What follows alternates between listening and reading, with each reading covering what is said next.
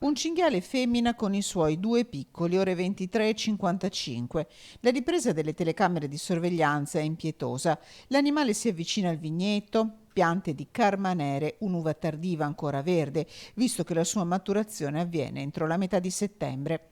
La femmina da brava mamma pensa ai suoi piccoli e strappa i grappoli per nutrire i cuccioli. Poche ore di lavoro. Il primo sopralluogo era stato all'imbrunire e di uva ne resterebbe pochissima. Una piaga che continua sui colli euganei, la presenza fuori controllo dei cinghiali. Qui siamo a Baone e il titolare dell'azienda ci racconta come in poche ore i cinghiali abbiano razziato mezzo ettaro di produzione, tanto da convincerlo a recintare ed elettrificare anche questa parte di proprietà. Un grosso problema soprattutto in un'annata che si annuncia ottima e abbondante per il vino.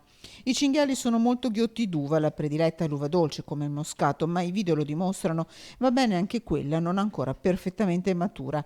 Inefficace, spiega il titolare dell'azienda che produce vino biologico per ora l'azione del Parco Colli. Sul controllo dei cinghiali la strada è molto lunga. Intanto a soffrire sono le aziende che nel giro di una notte rischiano di perdere mesi e mesi di lavoro.